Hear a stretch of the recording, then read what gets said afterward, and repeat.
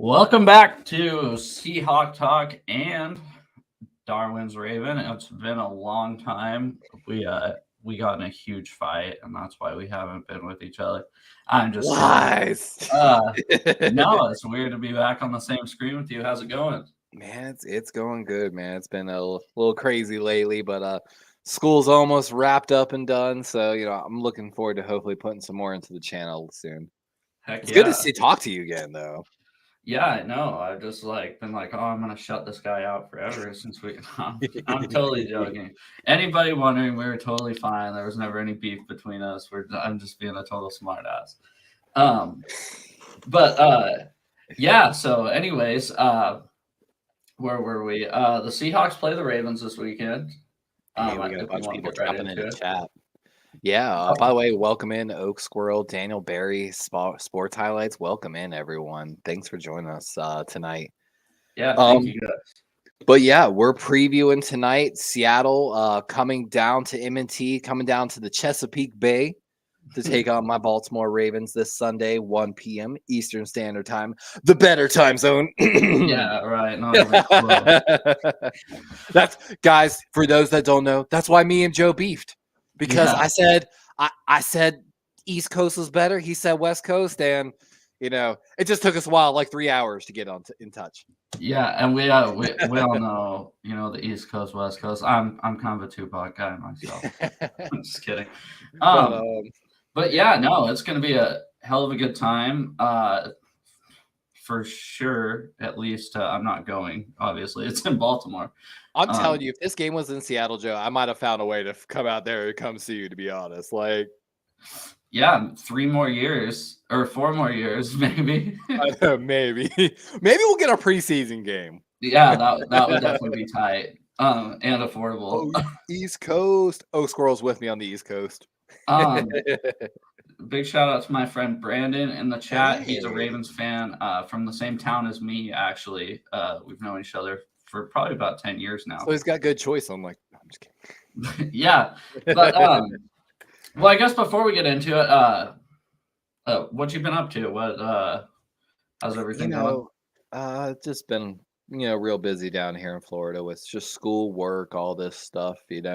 I will be honest, school's been a little bit of a disappointment. It's just bad administration is what I would say. Every place is up to its manager, but at the end of the day, it is what it is. I applied to a $120,000 job in South Carolina, but I didn't get it. So I've been bouncing around a little bit. Well, that was a terrible ending to your story. I know, right? How about you, Joe, though, man? I missed you, my guy. Oh, not much. Just football season, working. That's about it. You gone out jeeping lately? Nope. This is not. This is football season. There's two. For those that don't know, Joe's like an avid like Jeep outdoor like climbing. He sent me pictures. It looks like so much fun, and I grew up. My first car was a Jeep, so I've got a special place in my heart for them. I had a straight 6 Jeep. Engine never died. But yeah, let's get into this game. It's at it's a 10 a.m. game. Lamar Jackson is 17-1 against NFC teams? You said it 17-1 all time against NFC teams. He's just got a thing for NFC teams, I guess. Which is crazy. Because it's not like the NFC has historically been weak. It's not like that. I mean, you could argue this year and last year, yes, but we haven't had the quarterbacks that we always have. But yeah, that's just such a weird. You know what? It just hit me all of a sudden. I have a random thought about this. Maybe I'm probably wrong, but maybe it's this that you probably give less game. When you become at the beginning of the season, you dedicate a certain amount of time and prep to every game throughout the season. It's why we talk about some teams might get caught slipping. And, always the most amount of attention goes to your divisional games and then conference. So an outside of conference game, maybe it's just Lamar be catching people slipping. They're not game planning for him, really. But that should be the same thing for the NFC teams playing against Lamar. I know. I don't know. I just find that stat so weird because I didn't hear that until yesterday. And I was like, really? I know. I had actually, weirdly myself, had never heard that stat till I read it on the Ravens earlier this week, and I was like, "Huh, okay. You might have jinxed us, but yeah, you betrayed me in the chat." look at the Oak Squirrel. Even went over to my channel to say that. Look at that. I got the Oak You betray Squirrel me. back. But yeah, no. So we were talking about that. I said I'd have a stat for you, as well to kind of combat that. So the Seahawks on East Coast 10 a.m. start games, so excluding prime time, just the 10 a.m. start games, which only happen on the East Coast or Eastern time zones. We in our last 32 games, we're 23-9. So we travel very well to the East Coast, which is insane because we have to travel the most distance of any NFL team. That is a hard trip. That is a hard trip. Yeah, for sure. So people that complain about their how much their team has to travel don't even talk. So your team plays in Seattle. Yeah, I mean, Baltimore just got actually done. Y'all are our first game. Like we've had I think 4 or 5 road games, including a London trip, an Arizona trip, and then there was one other longer away game. So we just logged our miles. We're finally getting to settle into home. Yeah, and quite opposite the Seahawks. We had 2 games in a row.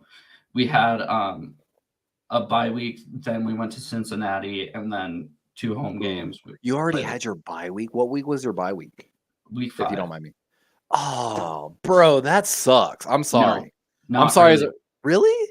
We have from week 1. We're one of the most. This is the shortest the injury report has been all year. You know what? That is true. I remember at the beginning of the season, if I'm not mistaken, as a Ravens fan, because we followed the draft a little bit, I know Jack and Smith and Jiba had some injury problems, but didn't Devon Witherspoon at the very beginning of the season, kind of short term? He missed the first game. Yep. And then Tariq Woolen got injured in the first quarter of the second game. Lofa to the unfaithful. Niners smash Massey in chat. Oh yeah, he'll be on the Friday night show tonight. What's up, Jason? Okay. He's also from Washington State. Okay. But yeah, so sorry. Anyways, let's just try to go through the injuries really quick that the Seahawks have had, and this is I believe why we're a red zone offense. I know. I'm actually interested in this. We should be 6-1. We should have beat the Bengals. That irritates me, and I know on paper we should have beat the Rams, but they just outplayed us that day. I don't put that. I don't say, hey, the Seahawks should beat the Rams. If another team outplays you, we should have beat the Bengals. Our red zone offense was terrible. But we bowed through the injuries. So our starting left tackle has been out. Last week was his first week back since the first half of week 1. Ooh, that is exciting. We lost our starting right tackle at the only thing he's played is the first half of week 1. So we played 4 games with both backup tackles in the game. Ooh. Now keep in mind we're 5-2, so I don't want to hear any injury excuses now. And this is something we talked about a little bit in our Twitter chat. I found the stat line on the Ravens website. Geno Stone's actually efficiency percentage on his deep balls, which he was already, I think, the best or the second best deep ball thrower in the NFL last year. Oh, Geno Smith. I believe his percentage was 47% efficiency last year. He's at 44. The only difference in his numbers is last year by this point, I think he had 7 touchdowns on those big throws, while this year it's 2. But the yardage, the percentage, and efficiency is all on point. Well, so the fact that he's able to pull that off with backup left tackles is impressive. Backup left and right. I'm sorry. That's tackles. Yeah, that's the big thing is the fact that we went. Well, let's see. I think Cross was back for the first time, either last game or the game before. I can't remember. But the fact that we went in Detroit, beat the Lions, the fact that we beat the Panthers with both tackles out, and the Giants. Brian Burns ain't no joke in Carolina. Yeah, that was a test for absolutely your tackles in that situation. Brian Burns Yeah, He's and they a both were beast. backups. There was one play where Brian Burns, I can remember it, like I can visually see it right now, where somebody missed his assignment. He didn't even get touched and just killed Geno. Mhm. I think the biggest problem, so everybody, I don't know if you know this, you probably don't. Everybody in Seattle, not everybody, I'd say it's like the loud minority that wants Geno Smith to be benched in the middle of the game. Dude, I've seen that actually on Twitter, and I'm like, guys, what is wrong with y'all? Like, don't get me wrong, I get the turnovers. Sorry. Yep. Sorry. I'm going all over the place right now. No, it's my fault. It's my fault. We'll get back to the injuries. Okay, so Jamal Adams, his first game back was against the Giants. He played 8 plays, got a concussion. He's been back the last 3 games. Didn't really make his presence felt last game until he reached up and headed a ball that got intercepted in the 4th quarter. Kobe Bryant hasn't played since week 3. He was our starting nickel. Trey Brown was out a little bit with a concussion. So our team has just been decimated with injuries, but the record doesn't show it, which is amazing.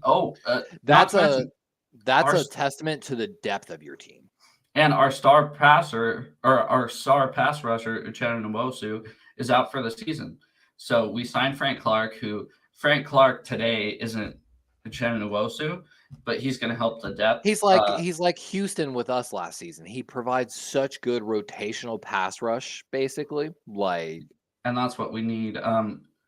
Boye Mafe has stepped up in the absence, not even the absence of Chenna, because he tied a Seahawks record. He had 5 if he gets a sack Sunday, he'll break the Seahawks record with 6 straight games with a sack. Let's see who else we got. Daryl Taylor, since Chenna Nwosu has been out, has really been stepping up. He's had a sack the last 2 games. He's had a sack since Chenna went out. So it's just a testament to the guys stepping up when we need them to, the backups. Obviously, DK was out a game. He missed his first game in his career. You know your team's injured if DK is missing a game, right? So, but yeah, I heard quite the opposite with you guys. I heard your injuries has been kind of quiet this year. Well, we started just like y'all at the beginning of the season, really injured. Real quick, I'm going to jump into chat. We got Bebop in here, Talofa Smash. We got Brian Colt joining us in as well. Appreciate y'all joining in. Oak Squirrel, my Bengals fan, joining us. Well, welcome in, Oak. Lamar versus Geno, I know. And of course, we got not only Geno Smith, but Geno Stone, the leading interception person.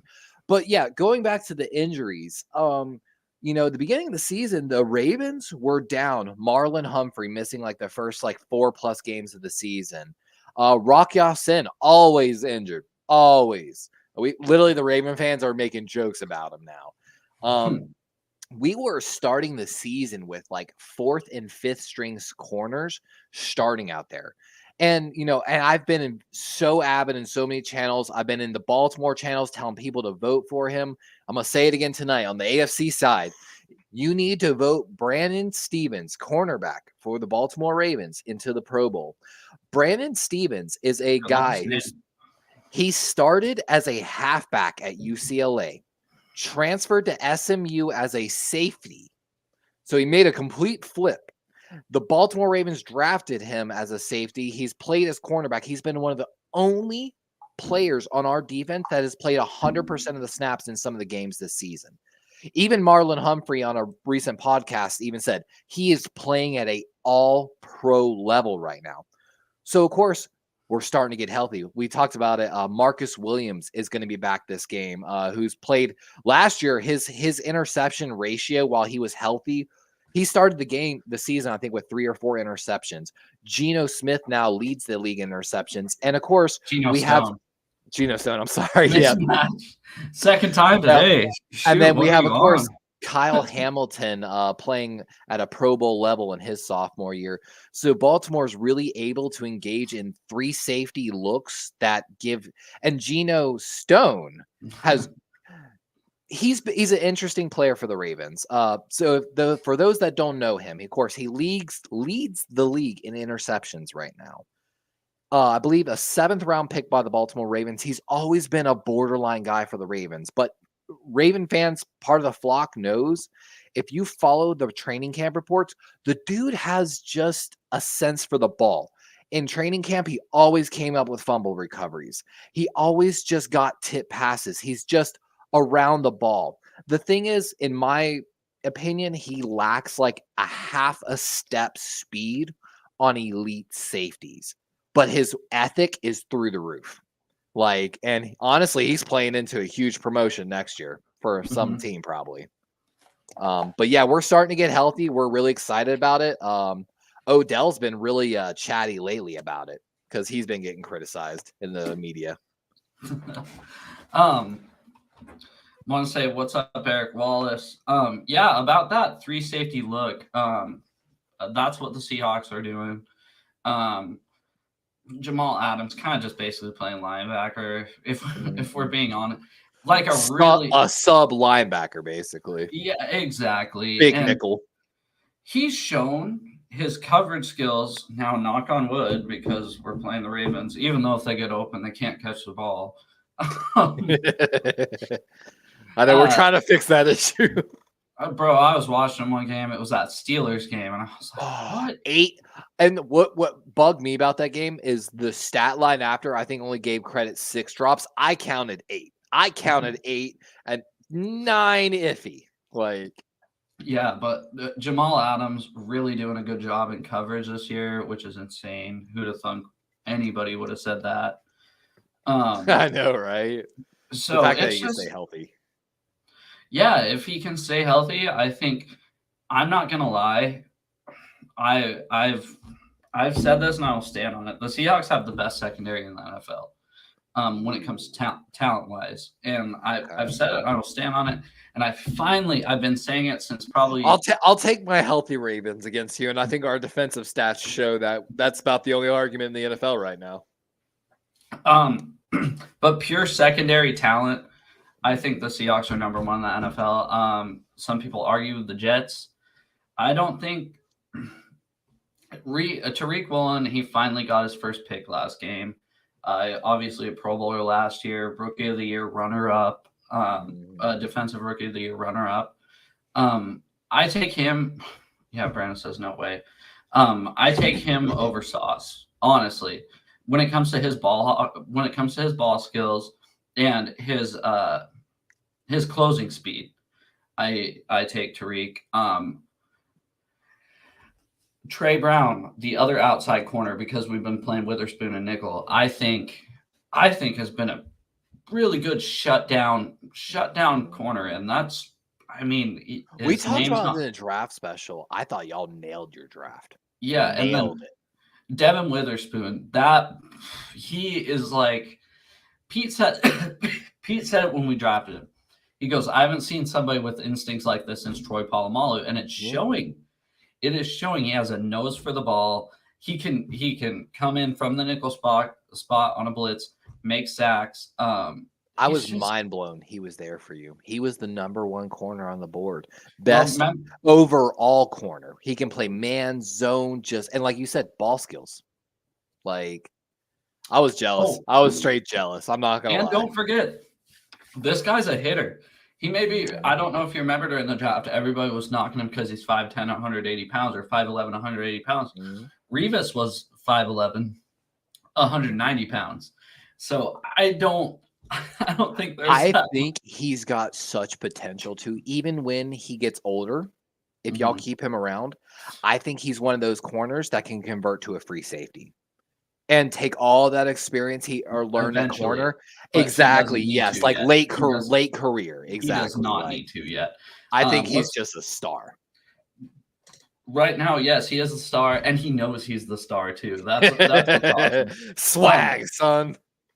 Him and Adams on the same field, which, don't get me wrong, Adams annoys the shit out of me as far as his talk, because he hasn't been able to back it up since he's been here.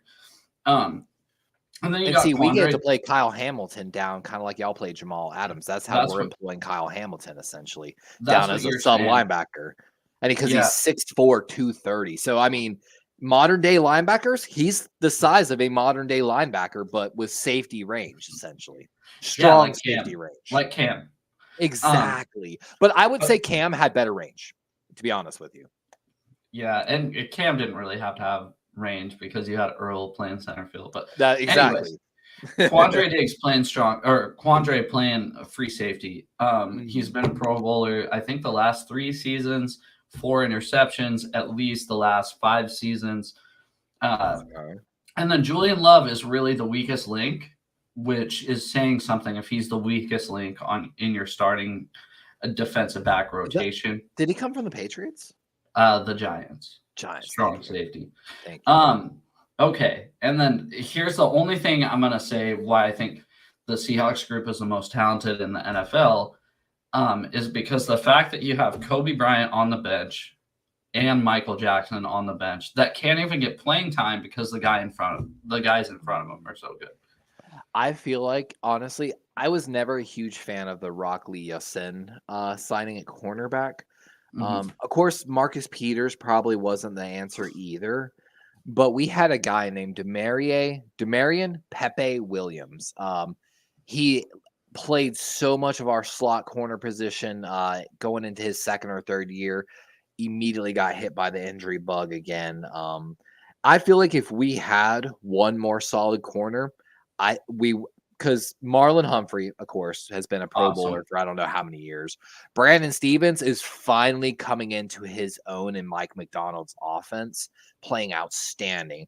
The safeties matchup, I think it's just that third corner slot where y'all might have a slight edge on us just because, Sin got to play better. And my boy Jalen Armour Davis, drafted in the same draft as Demarion Pepe Williams, you can find the sound clip of me at training camp yelling, bro, this is your year. I got faith in you. And he was balling out, but he's had injury problems too.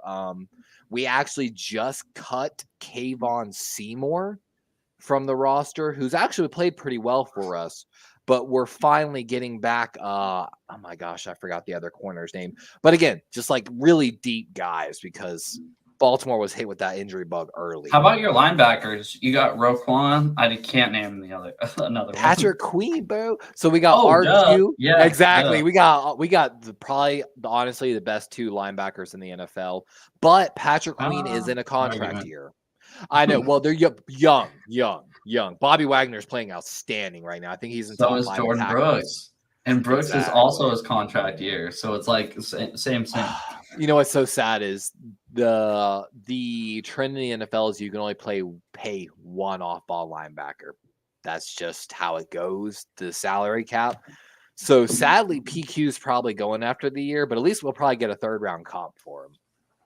You think he's that valuable? The problem for us at linebacker hasn't been inside; it's been outside because we play the 3-4. Yeah, same here. So I meant off ball. I'm just going through your whole defense at this point. I haven't talked to you all season. I know, right? We talked about preseason. I thought Odafe Owe and David Ajabo were really going to take over. They both struggled with injury. But surprisingly, Jadeveon Clowney is having the best season of his career. And we signed Kyle Van Noy, who is the same age as me. And again, he's having a career year. I didn't even realize Kyle Van Noy still played in the NFL. Exactly. We signed him 2 weeks ago. He came off the street and got a sack or 2 plus a pass deflection. I don't know what he's taking, but we got to figure that shit out. We got Brandon says Roquan's better than Wagner. Yes, because he's younger. Right now, yes. All time, no. We still got to give Roquan at least a few years. Exactly. I did a special when we traded for Roquan. If you actually look at Roquan's numbers over the first few seasons, it's pretty on pace for Ray Lewis, actually, who is one of the few only linebackers to have so many sacks and so many interceptions. Your chat's gonna kill me, but I hate Ray Lewis. I think I've told you this before. I hate Ray Lewis. Yeah, I hate you with the squirrel, son. I hate that about Ray Lewis. I don't like. You know what? So one of the things, I don't know if you know this, like after everything that happened with Ray Lewis, he really did dedicate a lot more time. Like case in point, the amount of work he did with the Baltimore PD and stuff like that after all the supposed alleged stuff. I'm not gonna go too deep on that. Zero game suspended. You know what? It's this. I preach this to a lot of young kids at college now. Don't put yourself in a situation that you ain't ready to deal with the consequences of, basically choose your friends better, and it comes down to that kind of deal. Yes, and the go flock. Yeah, Steve-O is also in the chat. He said Joe's a loner. I would have put writing Joe's a boner. That probably would have been funnier. And then shout out ES as well. What about Raven flock people in there? FYI, plus 6,000 if you bet on other team making a field GL. Goal. Field goal. Oh, field goal. Yeah. Brandon says he hates me. Good. Holy Keep shit. it coming. Keep it coming. His daughter was the flower girl in my wedding, so I don't think he actually. Yeah, we really know each other. And Jason says that's just basic life. It is, but I'm telling you, man, young kids going back to college after 7 years is a little interesting. Like I've had talks with my business law teacher about like just the level of academia and scholarship effort, essentially. But that's a different thing. We're here for football. Yes, we are. Now we're getting to our D line. You already said Clowney's having a great year. Anybody else we should be worried about? I hear there's this big guy that plays right in the middle of your defense. I can't even say his name, or I don't even know his name.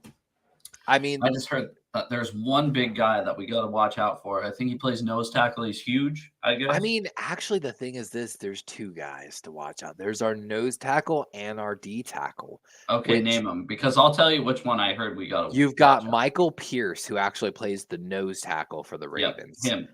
Yep. He's 345 pounds. Michael Pierce was brought into the Ravens as a 5th-round pick, played outstanding, signed a huge contract, I believe it was with the Minnesota Vikings, didn't live up to it, came back to Baltimore, and he's having an outstanding year. And one of his best games came last week. Like, I believe a sack, 4 4th-down stops, and a pass deflected as a 345-pound nose tackle. Basically, the Arizona Cardinals said, hey, we got to get on Roquan Smith and Patrick Queen. And they thought Michael Pierce wasn't that guy. And he showed him he was. So, before we get to this, sorry. I want to say, what's up, Beto? Hey, 96 podcast. Anybody in the chat that doesn't follow him, go ahead and give him a follow or subscribe, whatever. Same shit. You know what I mean. So, anyways, let's talk about your other interior guys, and then I'll get to the Seahawks interior guys. I'm about to say, I want to hear about your D-line. The last guy I have for y'all is, of course, Justin Madubuike. Yeah, that's the other one I heard of. I heard about Pierce and Madubuike against our guards and center. Madubuike was predicted by a lot of NFL analysts to be a breakout. He never really truly had that. He was good at rush defense, but he didn't develop the pass rush moves. This year, 6.5 sacks so far as a 300-pound D tackle, 13 hits. And again, the thing is this, he frees up. Our 345-pound nose tackle has had sacks in back-to-back weeks because they pull him on a stunt and he pulls 2 to 3 offensive line with him. And just it frees up so many of the other guys. And it's why Clowney's having such a great year as well, to be honest. Mm-hmm. But I mean, I know y'all brought in a free agent in the offseason who had a lot of upside, and then your D-line's always been infamous in Seattle. No, we have not. Y'all used to back in the day of Michael Bennett, like Bruce Irvin, and like as of late, not so much. Y'all but, I get it. Back in the day, yes, we were great. And you got a new trade edition. Yeah, trade edition. Let's talk about Jay Reed first, playing defensive tackle. Jaron Reed coming back to Seattle. And nobody expected him to be kind of like nobody expected him to be the game changer that he's been. He's been probably if not, I'd say Bobby is probably the MVP of the defense just because of the veteran presence he brings. But when it actually comes to defensive play, I'd put Jay Reed right up there with Devin Witherspoon. Really, I think those are the two guys that have really splashed this year. Maybe Boye Mafe, outside linebacker. We're playing more of a 4-3 again. I don't know what they're doing, but whatever they're doing is working. So let's just keep doing it. I'm not bitching, right? I'm like, okay, whatever. You've got good personnel, I feel like, to flex in between. And that's what we're doing. We're playing multiple. So anyways, Jay Reed, great on the interior. Even saw Miles Adams make a couple plays last weekend. But the big name is Leonard Williams. Just trade a second and fifth for him, which we must really want him because he's only has this year left on his contract. And really, that was the weakness for us against the Browns, was just getting gashed up the middle. And I think that's why they want Leonard Williams, somebody that's 6'6", 6'5", 300 pounds, long, lanky. I mean, he doesn't. When you say 300 pounds, you're expecting.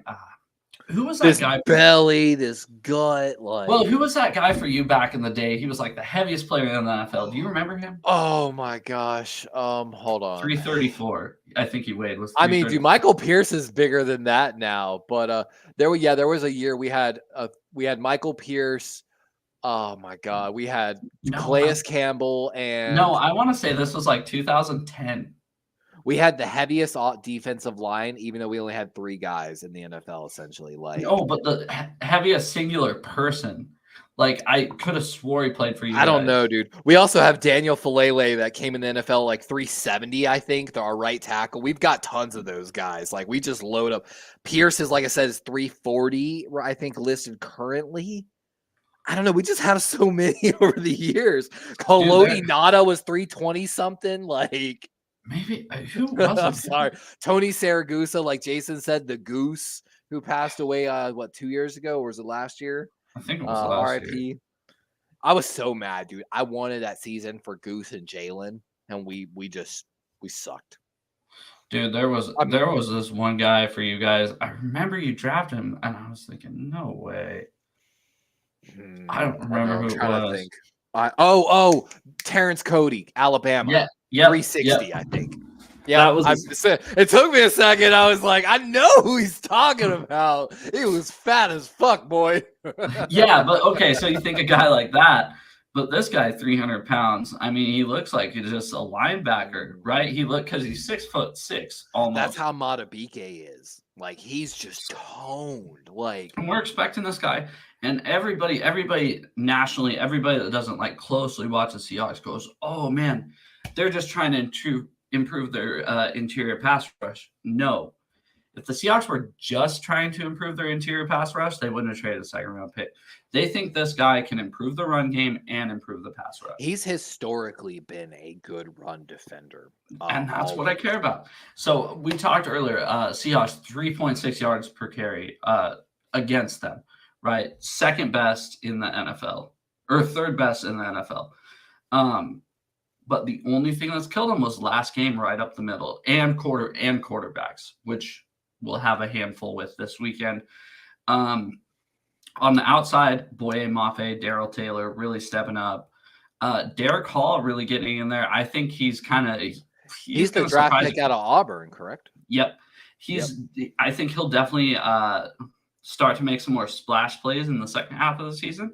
I don't know why I'm blanking on who else is kind of just. I know we talked about him in the draft too, and I was excited for y'all when y'all got him. Like, yeah, and we both said probably next year. He's probably next year guy. It takes usually for edge players, but you can usually count like maybe 4 sacks maybe in their first season. So and then there's Pierce. Okay, so you said in the middle there's Pierce. There's you have Matabike.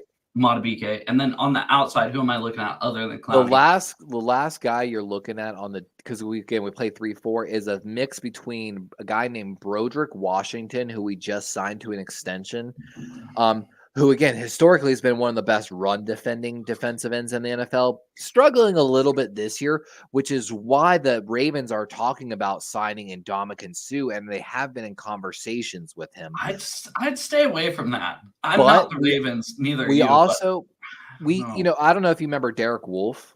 We had Derek Wolfe for a year. The Ravens have always liked to have one defensive end, of course, that can just stop the run. Derek Wolfe's supposed to be that guy. I hated the signing, injury prone. We brought back, again, just like Michael Pierce, another former 5th-round pick, Brent Urban, who has seen some good snaps, really good run defense. But Brent Urban, when we drafted him, had a really cool stat. He's 6'7", really tall, lanky guy. In college, I would think, was like one pass deflection away from tying J.J. Watt's record in college for passes batted down at the line of scrimmage. So he's known for that, and he's always been good at that. Just play the run, play well, play your gap, and then if they're playing short game, get your hands up, which he's played admirably for us, and I really like it. We're looking for maybe one more rotational guy is what we're looking for, which is why we've had the Suh conversations. I don't know. Ndamukong Suh is one of those guys. Dude, if he can just even come in and provide 3 sacks in the playoffs, I'd be happy at this point. It's kind of like where the Eagles last year traded a 5th-round pick for Robert Quinn from the Bears. Robert Quinn came into that super stacked Eagles team and was like 5th or 6th on the rotational chart in the pass rush sets. Robert Quinn's no joke. Trust me, as a Seahawks exactly. He was just coming off like a 9-sack season, I think. Like, so not like terrible by any means. I guess before we go to offense, any weaknesses on your defense that the Seahawks could be able to exploit? I think since I asked the question, I'll answer first to give you a second to think about it. I think the Seahawks' biggest weakness, honestly, just from me looking just from all the games, I don't think their inside run defense is that big of a weakness. I think they had an off game. If I think there is one weakness with the Seahawks defense, it would definitely be running quarterbacks. Now, I don't know if that's because they're not game planning for the guy to run around and run like Lamar Jackson. That could be it. But that's really the one thing that scares me. I realize Lamar's a great passer now. But one thing that I'd like to see is make him beat you with his arm. And I'd like to say that with any running quarterback. Mm-hmm. You know, and the run defense, so that's actually something I was going to mention. The Ravens are technically coming into this game as the 2nd best rushing offense in the NFL. So Quinnen Williams, perfect timing for that. You know, run defense you don't really need to know scheme. You just hold your guy in the middle and shed and move, basically. But for running quarterback. Exactly. But with that, in argument to that, the Ravens have been on a hot streak. The Cardinals actually had a pretty good scheme. So in this past game, it was a pretty close game until finally the Ravens got a little ahead, forcing Josh Dobbs to have to try to push the ball downfield, which, of course, then the Ravens started getting their turnovers and pulling away in that game. Yeah. So the Cardinals ran a defensive scheme where they did 2 main looks, essentially. On most downs, played heavy zone. They would rush usually 3 people rushing with maybe a 4th coming. The 4th person came on what's known as a delayed blitz. So they're basically able to quarterback spy a little bit for a minute, while also pushing the middle of the pocket. And then so they would do that and drop 7-8 guys in coverage. Basically, no matter how well the route running was by the Ravens wide receivers, there was just nobody open. And Lamar took a bunch of sacks despite having some of the best pockets of his season. Mm-hmm. Then when the Cardinals got the Ravens into even 3rd and short situations, they would bring the pressure and basically go to that kind of that old Miami, cover 0 look sometimes. And basically, what they were trying to do was get the Ravens into a 3rd and 5, 3rd and 6 situation where they could bring everyone up at the line. They kind of were almost blitzing from like a 1-5-5 look to try to confuse Lamar as much as possible. But then just, anyone that was in coverage in the cover zero was sitting on the line to gain 5 to 6 yards back and playing, up, which I think y'all can do really well as well. So if y'all study the tape well, I think y'all can emulate that look. And that's another thing I was going to bring up. Last game was a big, we got to get off the field on third down. Which, of course, that 8 people in zone helps with Lamar running because you have 8 eyes on Lamar, essentially. Yeah, for sure. Yeah, that's just, what? I think these are 2 great defenses going at it. I said even before we were on the stream, while we were just talking, like a little bit before, I just had the stat up. Now I'm stupid, can't find it. But since week 4, these defenses are basically identical, stat-wise. Pull it up. Now, remember, the Seahawks had a bit of a slow start. All those injuries gave up, 30 points to the Rams, 31 points against the Lions. And then, week 3, I think we gave up like 30 points against the Panthers. But since then, ever since everybody's been on the field at the same time, we've really been lights out. Well, I actually shared the thing you sent me. If you want to. Oh, sweet. So there's the stat line Joe sent me. Kind of blurry, but yeah. So Seahawks points per game first, Ravens 13.2 second, yards per play, Seahawks first by 0.1 yard. They're virtually tied at first for yards per play. Yards per game, Seahawks second, Ravens first, and then sacks 5.3, Ravens 4. But also you have to realize that 5.3 can be a little deceiving because we had 11 sacks against the Giants in week 5. Or was that week 4? Sorry. And I actually have something to mention on the defensive side. Last thing for me, I think. We saw actually by the Ravens a really interesting lineup against the Lions. It was. So if the Ravens identified one tackle, it was Sewell, the right tackle of the Lions, as a weakness, essentially. They felt like they had a guy consistently that could beat him in a one-on-one matchup. So the Ravens, I'd never seen this formation before. They would put 4 guys down on the line, essentially, or like 3 plus a linebacker on the edge. And so they would line 3 guys up, essentially, over the right tackle. And then they would line Clowney up far on the outside 9 on the left, or I'm sorry, 3 guys on the left tackle. They would line Clowney up on an outside 9 on the right tackle, basically forcing the entire line to shift left and absolutely guaranteeing Clowney one-on-one on the right. And that's why we dominated the Lions in that fashion that we did. They had no answer for that. Which was a little it was hard to watch, to be honest with you. So be on the lookout for that. Ravens might test your tackles early, and if they see something they like, you might see that formation a lot. Yeah. Which, to be fair, this is a great transition. You didn't answer though. Is there any weakness? Oh, sorry. Actually, I think the outside running is the biggest weakness. So Clowney has never been known for a run defender. No, doesn't even try. Sorry, I have my beef with Clowney. No, it's a legitimate beef. It's a legitimate beef in my opinion. Yep. We talked about this before he played for the Ravens. So. The young studs for the Ravens, Odafe Owe and David Ojabo, have been dealing with injuries. We've had, like we talked about earlier, you didn't even know Kyle Van Noy was still in the NFL, and we had to sign him. So we're struggling a little bit on our outside run defense, and I think Arizona exposed that a little bit. Yes, Michael Pierce had a good game, but when they ran to like the B gap, I felt like on both sides of the ball, they found success. And we actually had a guy, undrafted rookie free agent named Moon, showed really good potential as a pass rusher early in the season, but we had to pull him out of games because if you go back to my takes earlier in the season, you'll find me screaming that he was just blowing his run assignments, basically.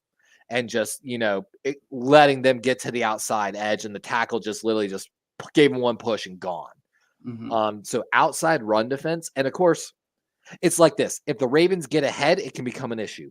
But as long as you keep the game competitive and you don't have to get away from your outside run game, dude, this is going to be a fucking smash mouth game potentially. I think so too. But yeah, let's just transfer to the offensive line. How your guys?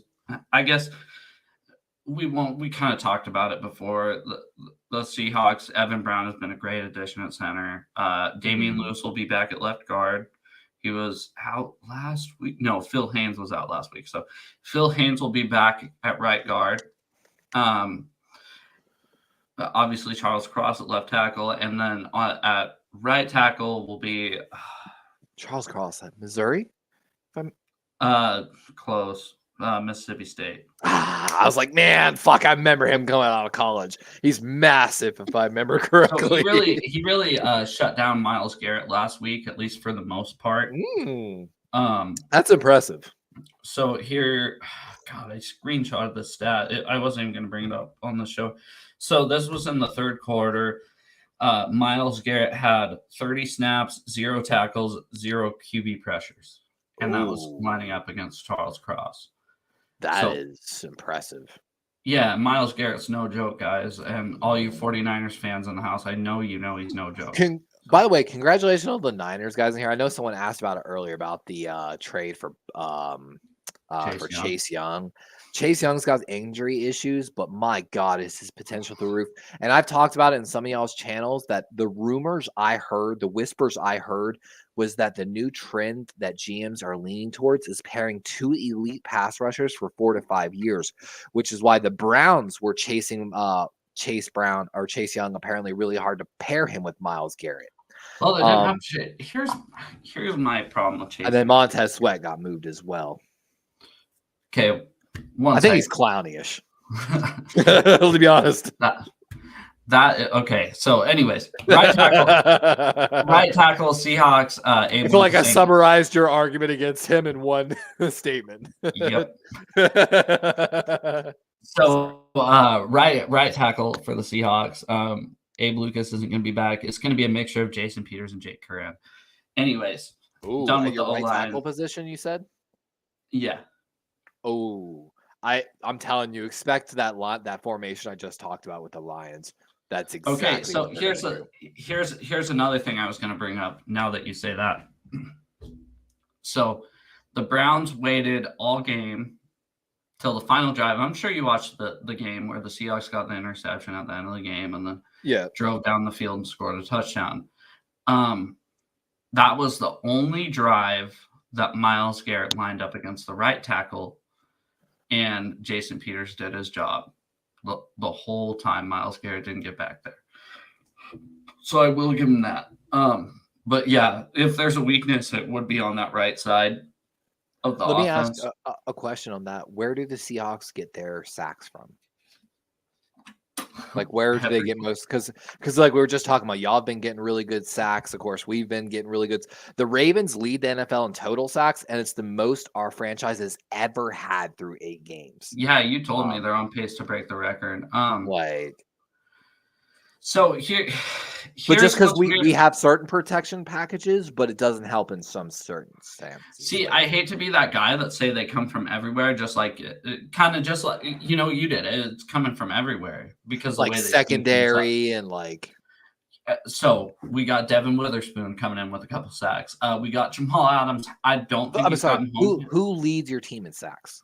I want to say Mafe.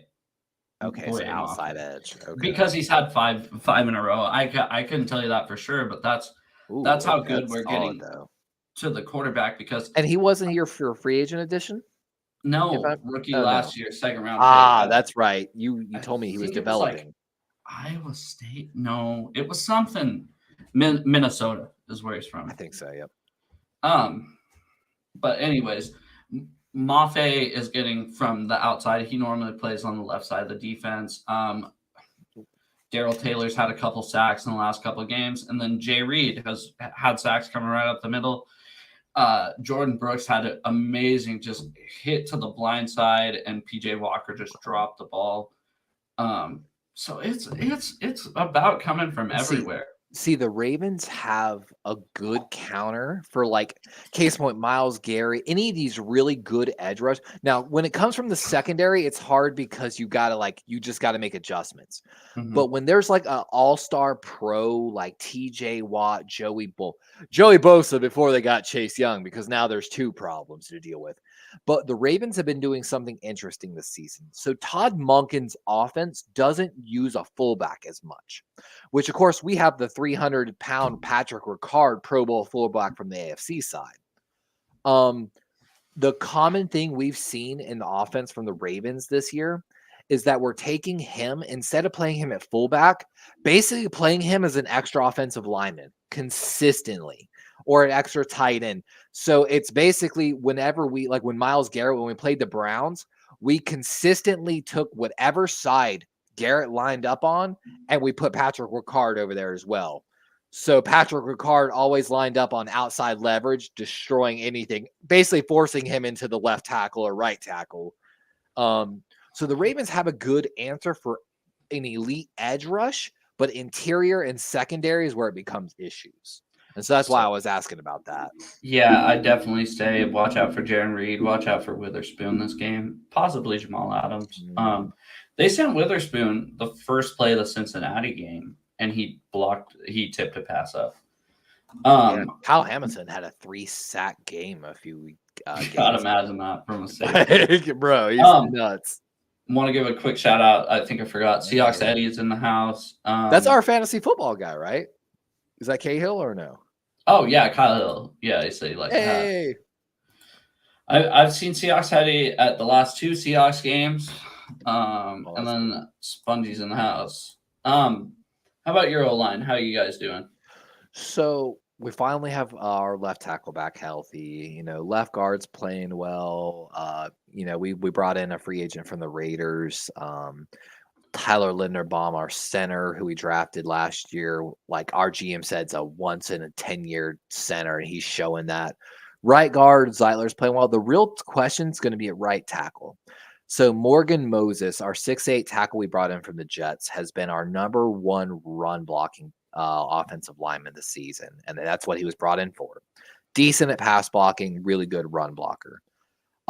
He's going to miss this game, which he's been known for his durability throughout his entire career. The thing is this: we have Patrick McCary stepping in at right tackle. Patrick McCary has been our journeyman offensive lineman who has started at left guard, right guard, and left tackle. But at the same time, no matter what, a backup's a backup. So it's whether he can play well. I think he's better at pass blocking, but not as good as run blocking. So the Ravens might struggle to run the ball a little bit, which of course we'd like to see because Darrell Taylor has definitely stepped up. He was a liability in the run game as much as like Frank Clark was for a long time for us. And that's what Darrell Taylor was like. I watched this play. I think I'm going to make it a short, probably tomorrow. Just showcasing Darrell Taylor's not being stupid, not trying to cut inside, right? And just containing the outside. And that's what we want to see, because let the inside guys do the dirty work. You just contain, and he did that. And it was like the most like, I'm so proud of you moment that I've had in Darrell Taylor's career. And it didn't come on a fancy play, right? It was just, it was a stretch play. It might have even been a sweep. I don't remember, but it was like, I just saw it and I was like, you know what, Taylor, you've come a long ways being able to stay home on that play. Yep. The thing that's nice about Patrick McCary is the Ravens have had this blueprint. We talked about this pre-show a little bit, that they keep 6 people on the offensive line on the roster that they consider starters. And that 6th man used to be James Hurst for years. And what's funny is they always sign them to the exact style contract, like 3-year, $15 million usually. Mm-hmm. It was James Hurst for years, and now it's Patrick McCary. I feel like that's a blueprint in the NFL you've got to carry, because we all know if you've got your quarterback running for his life, your offense can't operate. Yeah, for sure. Yeah, and we'll get to that once we get to quarterback. I think we're getting pretty close to skill position. Sorry, I didn't even mean to plan the show like this. I was just like, oh fuck it, we started. I know there's just so much, man. Like it's a showdown. Like he's basically asking what do we think our records would be right now. I think I had us at 5-2. I could be mistaken because I'd have to go back. I know I did a breakdown with Candace for sure. And I know I had us losing one of the first 2 home games, which we did, but I had us beating the Rams and losing to the Panthers just because it didn't make any sense. mm-hmm. And then I had us 6-2 as we are now, but I had us losing maybe a Cincinnati game early, not losing like, freaking Indianapolis. Like I want to say, let me go to the Seahawks schedule. Just look. Yeah, so I did. I swear to God, I had us at 5-2, just like where we're at, because I definitely had us losing to Cincinnati. And then once the game rolled around, I was pissed that we lost to Cincinnati because we should have beat them. Oh my God. Dude, of course, we caught them before they caught their groove, and now they're starting to really get back to that old Cincinnati way. Like, well, I don't know if we haven't talked in a long time, but the Seahawks in the second half, their defense held Burrow to 43 passing yards. Ooh. They held Chase to 13 receiving yards. So you made good halftime adjustments. We had the time of possession. We had the third down. We had the third down percentage. What we didn't have is our red zone offense, which has been a problem for the Seahawks. I guess that's where we can go next. Now that we talk offensive line. Who's your tight end, by the way? Who's your starting? We got 3: Noah Fant, Will Dissly, Colby Parkinson. Man, I feel like an elite tight end would have taken y'all over the top, like especially in red zone, because you can't double DK and like. Okay, so wait, if y'all had like a Mark Andrews, y'all would be unstoppable in the red zone with DK. Well, how about Jackson? How about Jackson Smith and Jigba? How about it's just frustrating. He's got twitchiness. Let's talk about Bobo. Let's address Jake Bobo. Let's address the elephant in the room. Jake Bobo. Bryant's guy. Bryant Culp, our 49ers buddy. Touchdown scored for the Seahawks. Jake Bobo's 3rd right now. Good route running, steady hands. That's what you need in the red zone. I'm telling you, I for those that don't know, I play tight end like at semi-pro, and I'm telling you, my quarterback loved me because I also played basketball, and at like just under 6'3", I could almost dunk. If you can just sit down in a zone, box out a linebacker, and have solid hands, you will be every quarterback's best friend. It's as simple as that. And wide receivers can do it too. I was a wide receiver that converted to tight end, just like Darren Waller. Bobo. Yeah, fucking Bobo. So, yeah, our receivers are pretty stacked. I know you guys got Zay Flowers, Odell. I actually forgot about Odell until you just mentioned him earlier. He's gotten a lot of criticism. And I've actually talked about this with Raven fans. I don't care what Odell does in the regular season. Odell has never really, since other than one season, been known for what he does in the regular season. Honestly, Odell's most known for what he did for the Rams in their playoff run to the Super Bowl, basically. You know what I'm saying? Mm-hmm. So that's one play. I could care less about Odell Beckham until the playoffs, basically. That's all I want him to show up for. Well, I'm not going to say they have the best 3 receivers in the NFL, but I definitely say top 8 for sure as far as weapons-wise Geno has to work with. I've been trying to steal DK Metcalf from y'all for years, to be honest. Well, it's not going to work. And I know it's not. It's frustrating. Well, that's going to be another. You had 61 chances to take DK Metcalf before. I know. It's so. I'm telling you, dude. In that draft, I was banging my head. Sorry, 63 chances to take DK Metcalf before us. I think that's what's funny. Are you dead? I was so frustrated. You know how I feel about the draft. I was so frustrated. Okay, let's get to running backs. By the way, I'm not going to say Baltimore's wide receiver room is at y'all's, but this is definitely the best wide receiver room Baltimore's had since I've ever been a fan, to be honest with you. Oh, for sure. Because realistically, with Baltimore, it's kind of always been a defense and a running game, which I think is the success anyways. That's totally fine. Todd Monken, our offensive coordinator, was quoted as saying this. He came in and he said, "Hey guys, what Greg Roman installed, I really do not need to touch the running game at all. It's very obvious. If I want to keep my job, I need to change the passing game." And, Odell Beckham Jr.'s last 1,000-yard season came while Todd Monken was the offensive coordinator for the Browns back, I believe, 2019. But the reason we truly brought Todd Monken in, people don't realize this. Todd Monken, of course, ran the offensive for the University of Georgia, back-to-back national championships. Todd Monken, a lot of people know the name Darnell Washington, went to the Steelers. He was a very coveted tight end in the draft, really good run blocker, pretty good, upside for a vertical passing game. But a lot of people didn't realize he was the number 2 tight end on Georgia.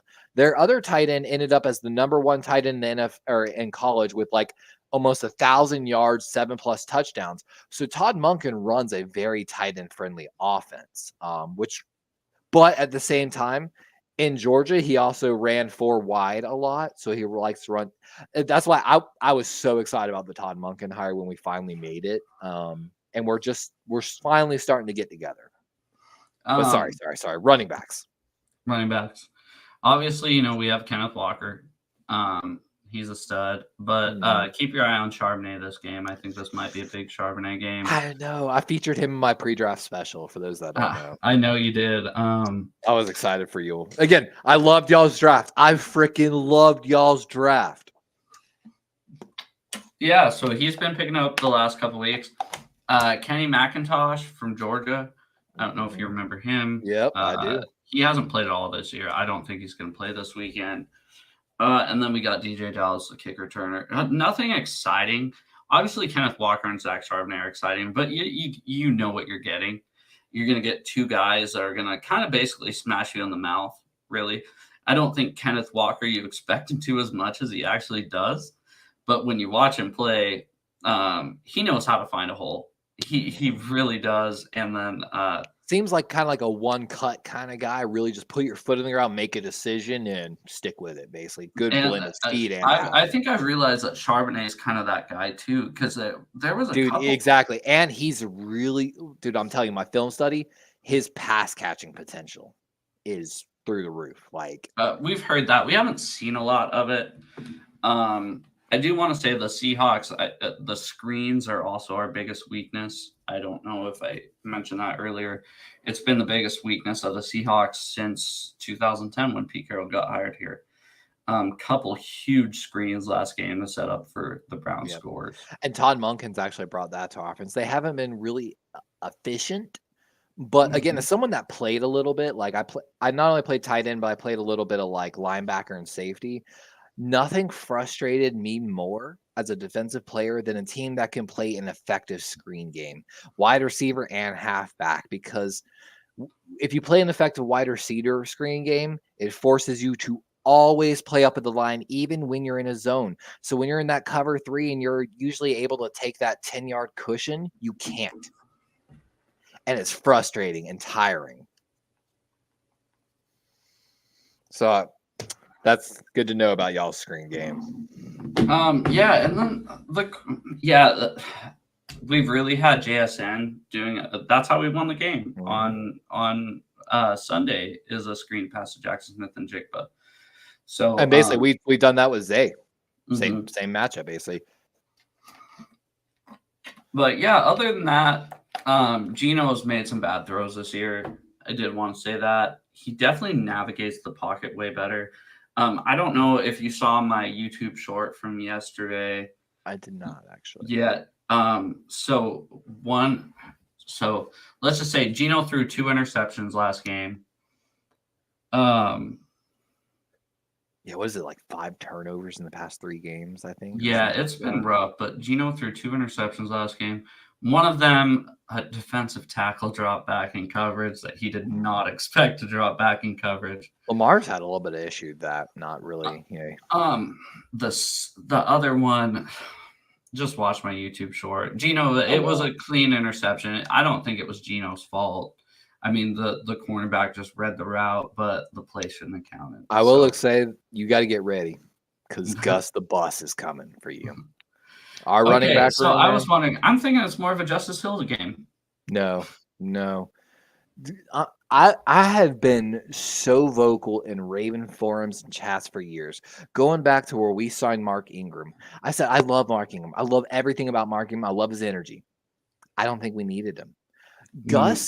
Gus, I think, holds the record, even over Derrick Henry, for the most amount of rushes without ever losing a yard. Like, it was like 290 rushes or something.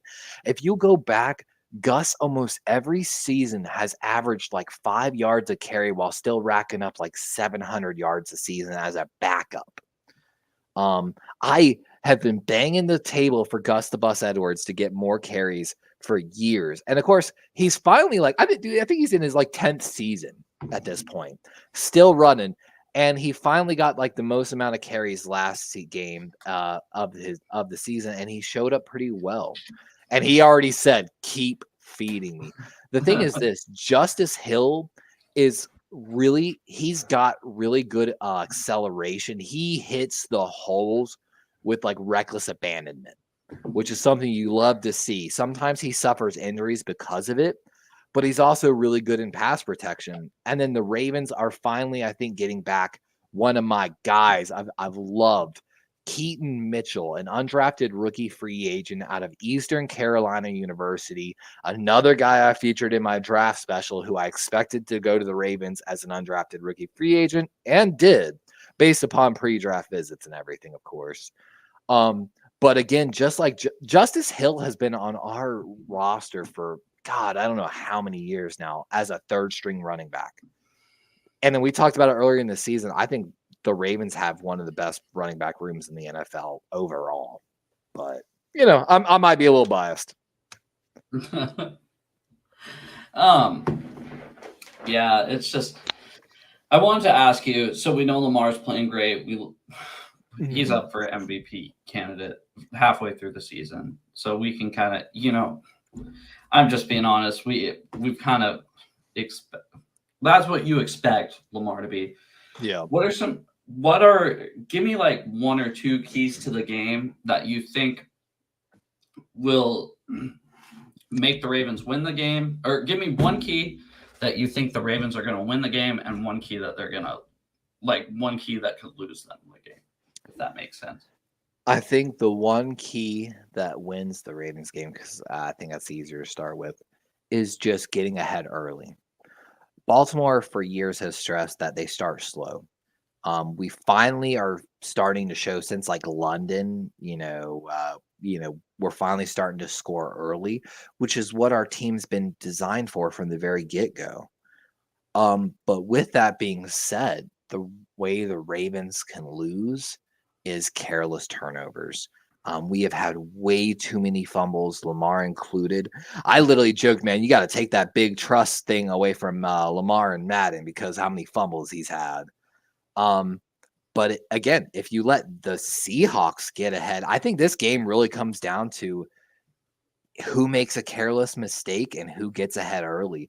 Because I think if Lamar has to start taking more deep shots and the Seahawks can kind of play off a little more, I don't want to throw against that secondary, so I guess it's kind of like the same, but I don't know. That totally makes sense because mine for the Seahawks would be what's going to lose us the game is having a shitty red zone offense. 1 for 5 in the red zone against the Bengals. We lost that game 17-13. That's why I didn't want to get too much into it, but that's why we lost the Bengals game. Since then, we've gotten a little bit better last game. Anyways, red zone offense. And that's where, again, I feel like a tight end would take y'all to another, like an elite level tight end. That's what we thought when we traded for Jimmy Graham. Anyways. I know. That's all he was known for is just jump ball in the corner, basically. Like, dude, you got one job. Sorry. And then let's go to another thing I think that could lose the Seahawks game is getting gashed in the middle defensively with run plays and the screen game. So I guess I gave 3 things that the Seahawks could lose the game. What I think you got to be wary of those screens against the Ravens. Just like Jackson Smith and Njigba. You get him on the outside with good block and he's gone. Same thing with Zay Flowers. Like and then another thing I would say, I guess what I think would be the Seahawks' key to victory is just great pass protection. It really comes down to the center guard and guard. The interior, I think we need to keep them clean. You got to keep Madubuike off the middle, and then that right tackle. If he gets exposed early, it's going to be a long day like the Lions. And I don't really have, I don't have the stats to back it up, or I don't have the splits in front of me, but I think Kenneth Walker in the first half had a 50-yard rush. He ended the first half with I want to say it was 70 yards rushing, something like that. He only got 2 touches the second half. We need to just keep feeding K9 the ball. Just run. Eventually he's going to break one. So anyways. And I think y'all got the outside run potential to really And then I guess we'll leave I forgot to mention that our outside run again. I'm so sorry. Our outside run is a weakness. You mentioned it earlier. I think there's shit that we both have mentioned. I think hopefully people watching the stream have will go home smarter than they were and not dumber. Let's I guess you got anything before we do a final score prediction, or is there anything else you want to talk about? Bring up? So we talked about a little earlier. Ravens final 6 of the 9 games for the rest of the season are at home.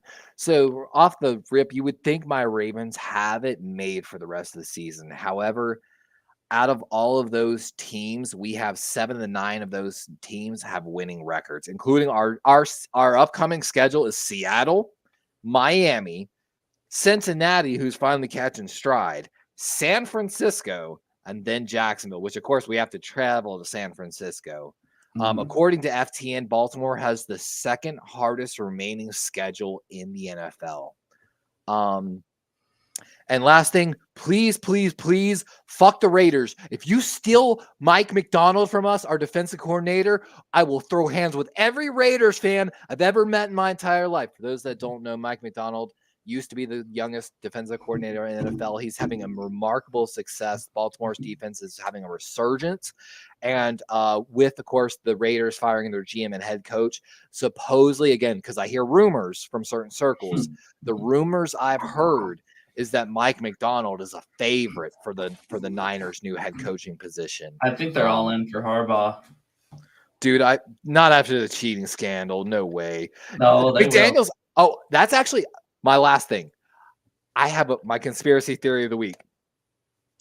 I think he's been cheating since the get-go. He got caught in Denver cheating. I think he can't cheat anymore. I think there's a circle of cheating with Josh McDaniels and the Patriots and staff, and I think he's got some blackmail on Belichick and the Robert Kraft, and that's why he keeps getting jobs, because he sucks and he just cheats all the time. And if he can't cheat, he sucks even harder. All right, done. I'm done. Sorry.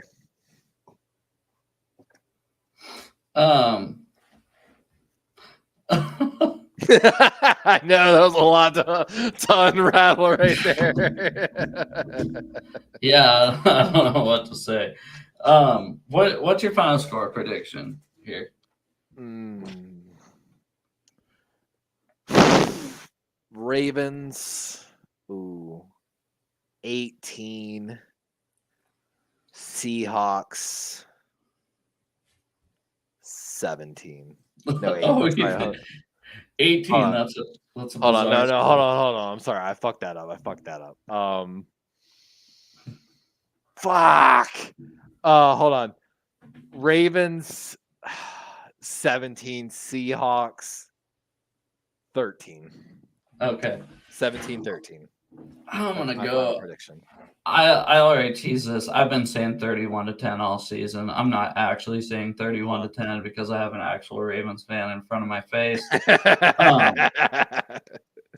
was about to say I'm about to write your score prediction down. I got mine written down. 24. No, sorry, 28-24 Hawks.